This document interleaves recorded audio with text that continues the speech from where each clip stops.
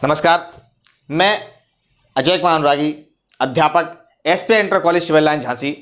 बच्चों, आज हम अध्ययन करेंगे कक्षा 12 विषय राजनीतिक विज्ञान की पुस्तक 2 स्वतंत्र भारत में राजनीति के अध्याय 3 नियोजित विकास की राजनीति। तो आइए बच्चों, इस अध्याय को स्टार्ट करते हैं। हम समझते हैं कि आज़ादी के शुरुआती 2 दशकों को आधुनिक भारत के निर्माण के प्रयास हुए हैं, जिसमें देश के 3 प्रमुख चुनौतियों का हम लोगों को सामना करना पड़ा था। सबसे पहली थी भारत को एकता के सूत्र में बांधना, दूसरा लोकतंत्र को कायम करना और तीसरा था आर्थिक विकास या नियोजन। तो बच्चों, पूर्व के 2 जो चुनौतियां थीं उसका हम पूर्व के अध्यायों में अध्ययन कर चुके हैं, भारत को एकता के सूत्र में बांधना और लोकतंत्र को कायम करना। आज इस अध्याय में हम अध्ययन करेंगे आर्थिक विकास और नियोजन। तो इस अध्याय में हम विकास के कुछ बुनियादी सवालों के लिए राजनीतिक फैसले कौन कौन से लिए गए हैं उनके बारे में जानने का प्रयास करेंगे। विकास को लेकर मुख्य बहसें क्या थी और उनको लेकर ऐसे कौन कौन से अहम फैसले हुए, इसका हमें अध्ययन करना है।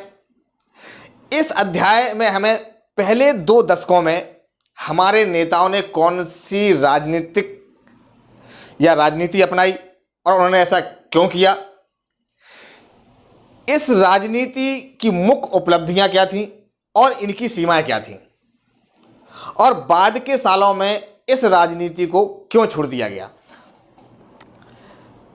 तो इस अध्याय को प्रारंभ करने के पहले सबसे पहले हम समझने का प्रयास करते हैं कि जो नियोजन है वह क्या है या नियोजित राजनीति क्या है। तो नियोजन वर्तमान परिस्थितियों को ध्यान में रखकर किसी लक्ष्य की प्राप्ति के लिए भविष्य की रूपरेखा तैयार करना और इस रूपरेखा को तैयार करने के लिए आवश्यक क्रियाकलापों के बारे में चिंतन करना या आयोजन करना नियोजन कहलाता है। इसको प्लानिंग भी कहते हैं। यह प्रबंधक का प्रबंधन का एक बहुत ही महत्वपूर्ण घटक है।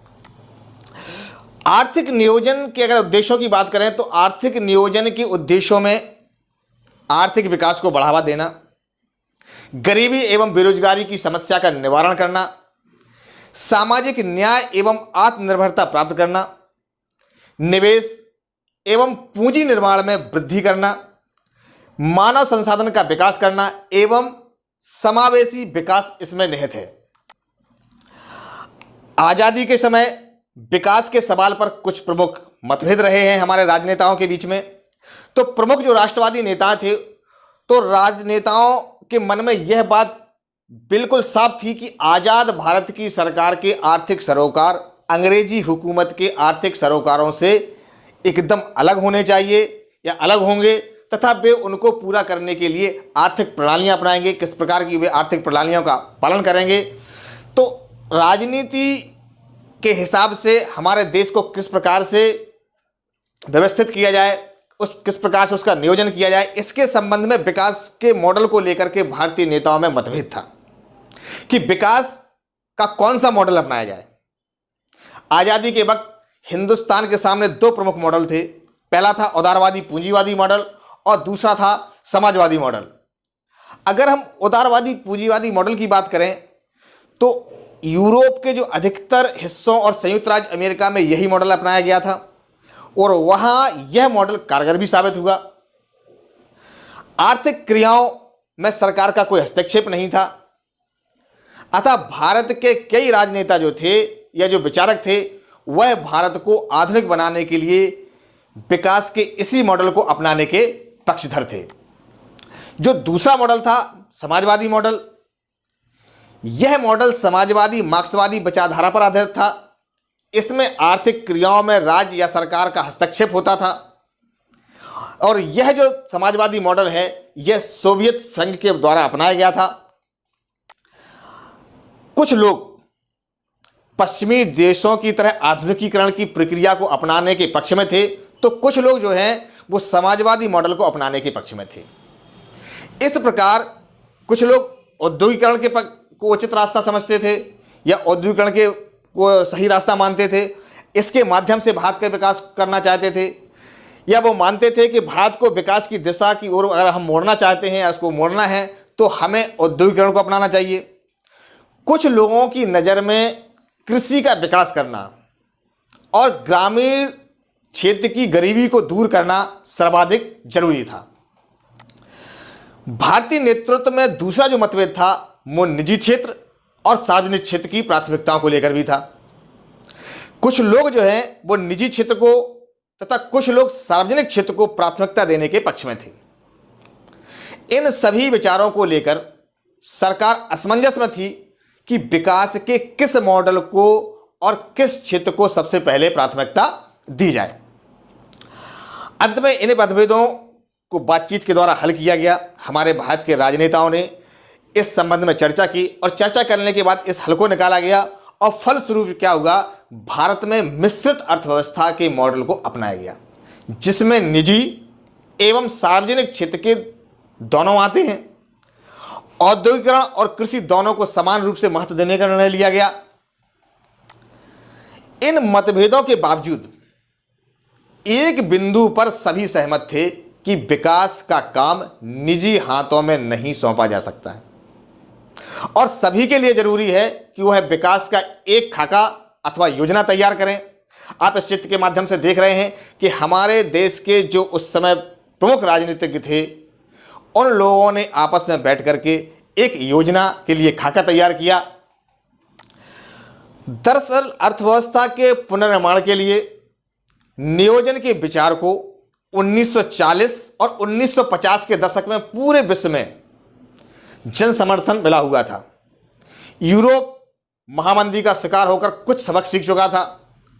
इन सभी बातों के कारण नियोजन के पक्ष में दुनिया भर में हवा बह रही थी, अर्थात प्रत्येक देश चाहता था कि वह महामंदी का शिकार ना हो पाए, महामंदी से किस प्रकार से उबरा जाए। उसके लिए जरूरी था कि एक व्यवस्थित ढंग से नियोजन या प्लानिंग की जाए।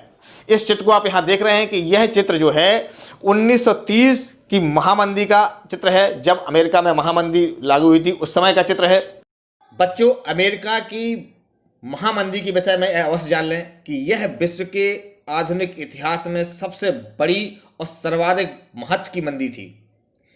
1930 के दशक की महामंदी को दुनिया की अब तक की सर्वाधिक विध्वंसक आर्थिक त्रासदी माना जाता है, जिसने लाखों लोगों की जिंदगी नरक बना दी थी।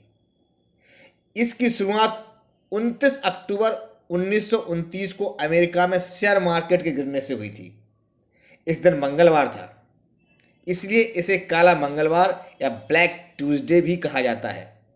इसके बाद अगले एक दशक तक दुनिया के अधिकांश देशों में आर्थिक गतिविधियां ठप रहीं, अंतर्राष्ट्रीय व्यापार खत्म हो गए, मांग में भारी कमी हो गई और औद्योगिक विकास के पहिए जाम हो गए। लाखों लोगों को अपनी नौकरियों से हाथ धोना पड़ा।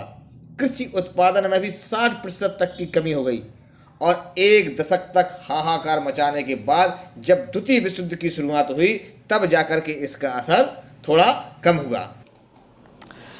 इन्हीं बातों को ध्यान में रखते हुए योजना आयोग का गठन किया गया।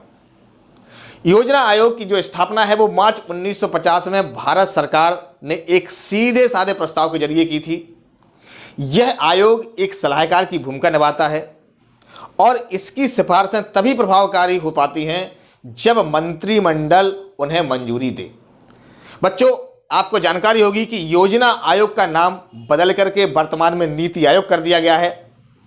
भारत सरकार ने योजना आयोग के स्थान पर नई संस्था नीति आयोग, जिसका फुल फॉर्म है राष्ट्रीय भारत परिवर्तन संस्था, की स्थापना की और यह संस्था जो है 1 जनवरी 2015 को अस्तित्व में आई। योजना आयोग के जो मुख्य उद्देश्य हैं उसमें सबसे पहला, स्त्री और पुरुष सभी नागरिकों को आजीविका साधन या आजीविका के पर्याप्त साधनों को बराबर अधिकार प्राप्त होना चाहिए।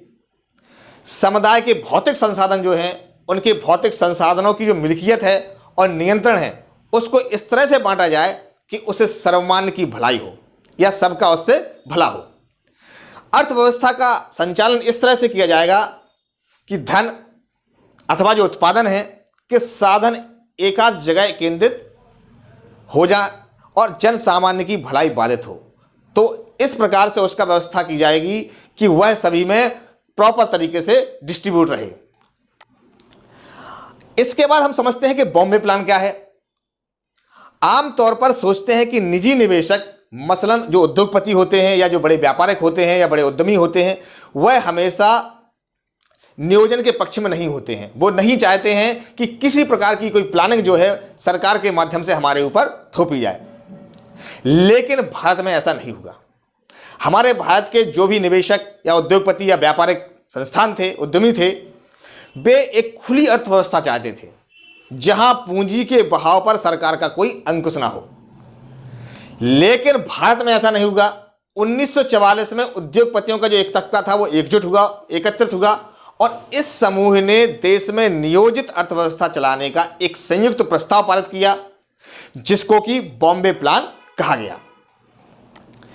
यह जो बॉम्बे प्लान है, इस बॉम्बे प्लान की मंशा थी कि सरकार औद्योगिक अथवा अन्य जो आर्थिक निवेश के क्षेत्र हैं में बड़े कदम उठाए। इस तरह चाहे दक्षिणपंथी हो अथवा वामपंथी हो, उन वक्त सभी चाहते थे कि देश एक नियोजित अर्थव्यवस्था की राह पर चले। बच्चों, राजनीतिक दल अथवा समूह के संबंध में आप लोगों ने वामपंथी अथवा दक्षिणपंथी के बारे में अवश्य सुना होगा। वामपंथ से अमूमन उन लोगों की तरफ संकेत किया जाता है जो गरीब और पिछड़े सामाजिक समूहों की तरफदारी करते हैं और उन तबकों को फायदा पहुंचाने वाली सरकारी नीतियों का समर्थन करते हैं, जबकि दक्षिणपंथ से उन लोगों को इंगित किया जाता है जो यह मानते हैं कि खुली स्पर्धा और बाजार मूलक अर्थव्यवस्था के जरिए ही प्रगति हो सकती है, यानी सरकार को अर्थव्यवस्था में गैर जरूरी हस्तक्षेप नहीं करना चाहिए। तो बच्चों, क्या आप बता सकते हैं कि 1960 के दशक में कौन से ऐसे राजनीतिक दल थे जो वामपंथी थे या दक्षिणपंथी थे? और क्या आप आज के दौर में कांग्रेस पार्टी को बता सकते हैं कि वह दक्षिणपंथी है या वामपंथी है? भारत के आज़ाद होते ही योजना आयोग अस्तित्व में आ गया था। प्रधानमंत्री इसके अध्यक्ष बने।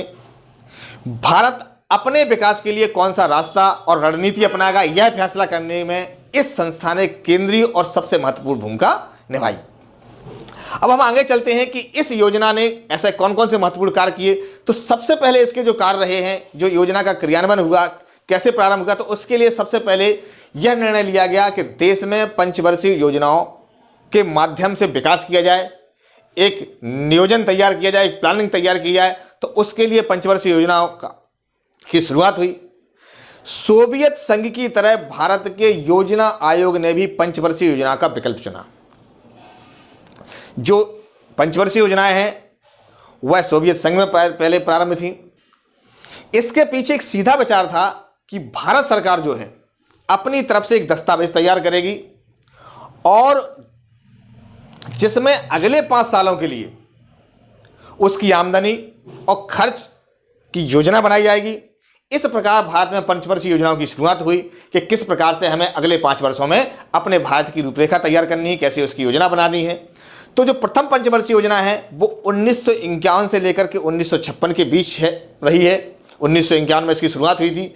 तो प्रथम पंचवर्षीय योजना की कोशिश देश की गरीबी को मकड़जाल से निकालने की थी। अर्थात देश उस समय जब आज़ाद हुआ था तो उस समय आर्थिक स्थिति हमारे देश की सही नहीं थी। तो इस आर्थिक स्थिति को सही करने के लिए या गरीबी जो थी उसके मकड़जाल से निकालने के लिए प्रथम पंचवर्षीय योजना का मुख्य लक्ष्य रखा गया। योजना को तैयार करने में जो प्रमुख विशेषज्ञ थे वो के.एन. राज थे। इस युवा अर्थशास्त्री की दलील थी कि अगले 2 दशकों तक भारत को अपनी चाल धीमी रखनी चाहिए। अर्थात हमें जो भी तरक्की करनी है, हमें जो भी कार्य करने हैं, हमें जिन संसाधनों का उपयोग करना है उसकी गति धीमी हो, ताकि धीरे धीरे ही हमारे देश का विकास हो और इसी प्रकार धीरे धीरे हमारे देश का विकास होना ही संभव हो सकता था। इस योजना के माध्यम से या इस योजनाओं के द्वारा भारतीय नेतृत्व ने यह अनुभव किया कि विभाजन के बाद क्षेत्र पर नकारात्मक प्रभाव पड़ा है। इसलिए पहली जो पंचवर्षीय योजना थी इसमें ज्यादा जो जोर है कृषि क्षेत्र पर दिया गया। इसी योजना के अंतर्गत बांध और सिंचाई के क्षेत्र के निवेश किया गया। भाखड़ा नागल जैसी विशाल परियोजनाओं के लिए धनराशि आवंटित की गई। इस चित्र में आप देख रहे हैं the story of Bhakra Nangal dam. ये भाखड़ा नागल डैम है, इसको प्रथम पंचवर्षीय योजना के माध्यम से बनाया गया था। जो दूसरी पंचवर्षीय योजना है जो कि 1956 से लेकर के 1961 के मध्य चली, दूसरी पंचवर्षीय योजना में भारी उद्योगों के विकास पर जोर दिया गया। जहां आप देख रहे हैं कि प्रथम पंचवर्षीय योजना में कृषि पर जोर था, वहीं दूसरी पंचवर्षीय योजना में उद्योगों के विकास पर विशेष जोर दिया गया था। पीसी महालनोबिस के नेतृत्व में अर्थशास्त्रियों और योजनाकारियों की एक टोली ने यह योजना तैयार की थी। तो इसका जो नेतृत्व कर रहे थे वो पीसी महालनोबिस थे, जो कि महान अर्थशास्त्री थे। पहली योजना का जो मूल मंत्र था धीरज, लेकिन दूसरी योजना जो है कि कोशिश थी कि तेज गति से हमें अपना संरचनात्मक बदलाव करना है। सरकार ने देशी उद्योगों को संरक्षण देने के लिए आयात पर भारी शुल्क लगाया। औद्योगिकीकरण पर दिए गए इस जोर ने भारतीय अर्थव्यवस्था के विकास को एक नया आयाम दिया। इस के जो प्रमुख बिंदु रहे हैं उसमें औद्योगिकरण था, लेकिन इसके बावजूद एक मुख्य विवाद आया। विवाद क्या था कि शुरुआती दौर में विकास की जो रणनीति अपनाई गई थी उन पर बड़े सवाल उठे। यहां हम ऐसे दो सवालों की चर्चा करेंगे जो आज भी प्रासंगिक हैं, उसमें कृषि बनाम उद्योग और निजी क्षेत्र बनाम सार्वजनिक क्षेत्र। तो आइए सबसे पहले हम चर्चा करते हैं कृषि बनाम उद्योग की। तो स्वतंत्रता प्राप्ति के पश्चात विकास को गति देने के लिए पंचवर्षीय योजना को अपनाया गया था। प्रथम पंचवर्षीय योजना में ज्यादा जोर कृषि क्षेत्र पर था, जबकि दूसरी पंचवर्षीय योजना में भारी उद्योगों के विकास पर जोर दिया गया था। कुछ लोगों का मानना था कि दूसरी पंचवर्षीय योजना में कृषि के विकास की रणनीति का अभाव था और इस योजना के दौरान उद्योगों पर जोर देने के कारण खेती और ग्रामीण इलाकों को चोट पहुंची।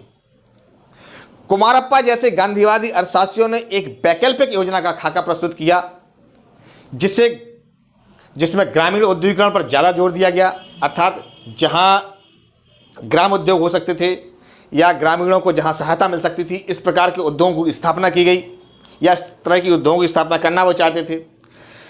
वहीं चौधरी चरण सिंह ने भारतीय अर्थव्यवस्था के नियोजन में कृषि को केंद्र में रखने की बात बड़े सुविचारित और दमदार ढंग से उठाई थी। चौधरी चरण सिंह कांग्रेस पार्टी में थे, सभी जानते हैं, लेकिन बाद में उन्होंने इस पार्टी से अलग होकर के अपनी भारतीय लोकदल नामक एक पार्टी बनाई। उन्होंने कहा कि नियोजन से शहरी और औद्योगिक तबके समृद्ध हो रहे हैं और इसकी कीमत जो है किसानों और ग्रामीण जनता को चुकानी पड़ रही है। कई अन्य लोगों का सोचना था कि औद्योगिक उत्पादन की वृद्धि दर को तेज किए बगैर गरीबी के मकड़जाल से छुटकारा नहीं मिल सकता है। वहीं कुछ लोगों का तर्क था कि भारतीय अर्थव्यवस्था के नियोजन में खाद्यान्न के उत्पादन को बढ़ाने की रणनीति अवश्य अपनानी या अपनाई जानी चाहिए थी। अगर हम जो दो प्रमुख मुद्दे हैं उनकी अगर चर्चा करें, जहां पर निजी क्षेत्र बनाम सार्वजनिक क्षेत्र आता है, तो निजी क्षेत्र और सार्वजनिक क्षेत्र के जो प्रमुख बिंदु थे जहां पर मतभेद था, उसमें हम देखते हैं कि विकास के दो जाने माने जो मॉडल हम लोग जानते हैं, एक निजी क्षेत्र है और दूसरा सार्वजनिक क्षेत्र है। तो पूंजीवादी मॉडल में विकास का काम जो है पूर्णतः निजी क्षेत्र के भरोसे होता है। भारत ने यह रास्ता नहीं अपनाया, सभी इसको जानते हैं। और दूसरा है कि भारत ने विकास का जो समाजवादी मॉडल भी नहीं अपनाया, जिसमें निजी संपत्ति को खत्म कर दिया जाता और इस तरह उत्पादन पर राज्य का नियंत्रण होता। इन दोनों ही मॉडल की कुछ एक बातों को लेकर के अपने देश में नए मिले जुले रूप में लागू किया गया, अर्थात भारत में मिश्रित अर्थव्यवस्था लागू की गई, मिश्रित अर्थव्यवस्था को अपनाया गया। इसके पक्ष में जो तर्क थे, उसके पक्ष में यह तर्क था कि यदि भारतीय अर्थव्यवस्था में निजी क्षेत्र को छूट दी जाती तो भारत में औद्योगिक विकास अधिक होता, जिससे देश के विकास में वृद्धि होती। देश में गरीबी पर भी कुछ हद तक नियंत्रण किया जा सकता था। अंतर्राष्ट्रीय प्रतियोगिता में भी भारत और आगे निकल सकता था तथा लोगों को रोजगार के अधिक से अधिक अवसर प्राप्त हो सकते थे। इसके विपक्ष में जो तर्क दिए जाते हैं वह है कि लोकतांत्रिक जो व्यवस्था है सभी के हितों का ध्यान रखने के विचार विमर्श होता है।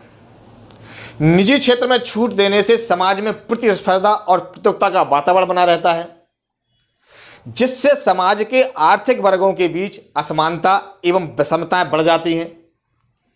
निजी क्षेत्र के अधिक आगमन से पूंजीपतियों का विकास होता है तथा सामाजिक न्याय की अवहेलना भी होती है।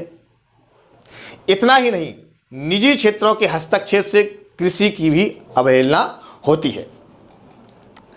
दूसरी अगर बात करें विकेंद्रित नियोजन की, जो कि केरल मॉडल कहलाता है, तो केरल मॉडल ने करके दिखाया था कि जरूरी नहीं है कि हर नियोजन केंद्रीकृत हो, कुछ विकेंद्रीकृत नियोजन भी देश के लिए हितकारी हो सकते हैं।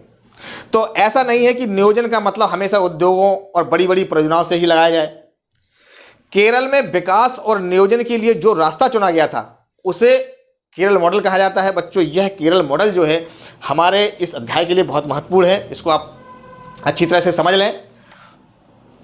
इस मॉडल में शिक्षा, स्वास्थ्य, भूमि सुधार, कारगर खाद्य वितरण और गरीबी उन्मूलन पर जोर दिया जाता है।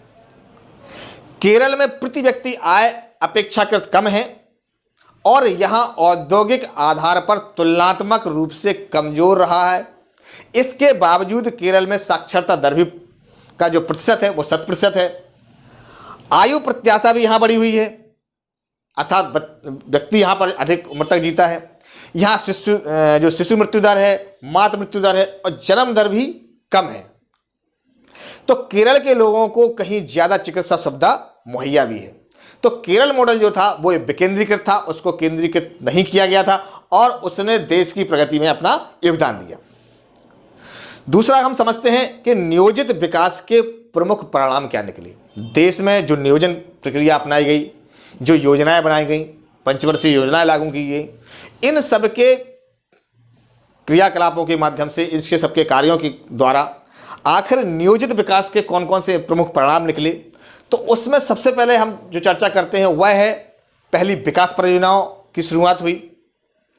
इसमें आप देखेंगे कि सार्वजनिक क्षेत्र के भारी उद्योग जैसे इस्पात संयंत्र, तेल शोधक कारखाने, सिंचाई और बिजली उत्पादन के लिए शुरू की गई भाखड़ा नागल और हीराकुंड जैसी विशाल परियोजना शामिल हैं।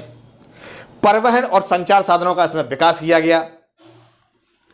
वहीं हम देखेंगे कि भूमि सुधार, जमींदारी प्रथा को समाप्त होना भूमि सुधार का सबसे महत्वपूर्ण कार्य था। इस साहसिक कदम को उठाने से जमीन उस वर्ग के हाथ से मुक्त हो गई जिसे कृषि में कोई दिलचस्पी नहीं थी। अर्थात जब भूमि सुधार लागू होगा तो कुछ लोगों के पास बहुत अधिक भूमि थी जिस पर वो खेती किसानी नहीं किया करते थे, तो सरकार ने उस भूमि को अपने कब्जे में ले लिया।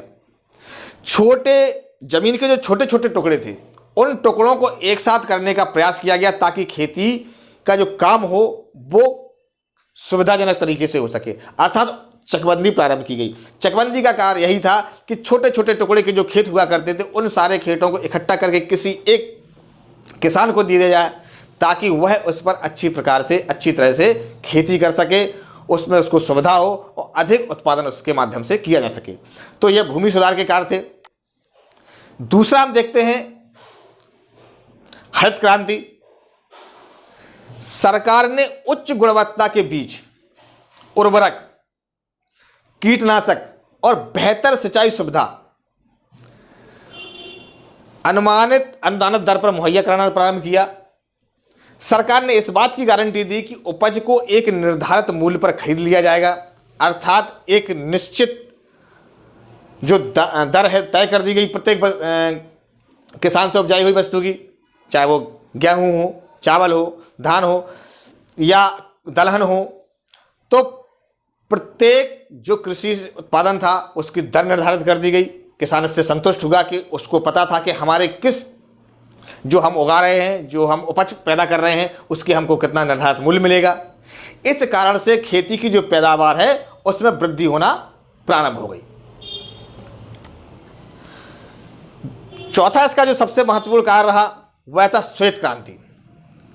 हम सब जानते हैं कि मिल्कमैन ऑफ इंडिया के नाम से मशहूर वर्गीज जो कुरियन जी हैं, उन्होंने गुजरात सहकारी दुग्ध एवं विपणन परिसंघ की स्थापना की थी और जिसका नाम अमूल था। आप इस चित्र के माध्यम से देख सकते हैं अमूल की जो बच्ची हो, देखिए हमारे बीच में वर्गीस कुरियन जी हैं, जो एक गाय और गाय के बछड़े के साथ खड़े हुए हैं। तो इसमें गुजरात के 25 लाख दुग्ध उत्पादक जुड़े। इस मॉडल के विस्तार को श्वेत क्रांति का नाम दिया जाता है, सब इसको श्वेत क्रांति के नाम से जानते हैं।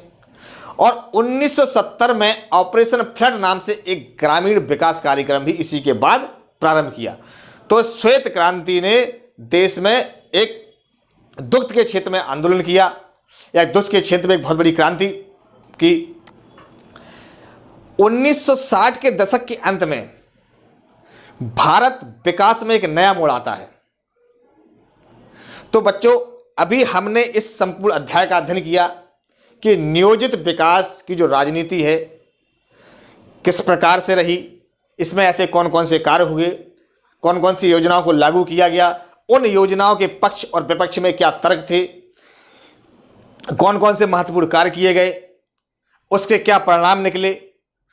इस अध्याय के अध्ययन करने के बाद हम अगले अध्याय में पढ़ेंगे कि नेहरू जी की मृत्यु के बाद कांग्रेस प्रणाली संकट में घिरने लगी। 1967 के बाद की अवधि में निजी क्षेत्र के उद्योगों पर और बाधाएं आईं। 14 निजी बैंकों का राष्ट्रीयकरण कर दिया गया। सरकार ने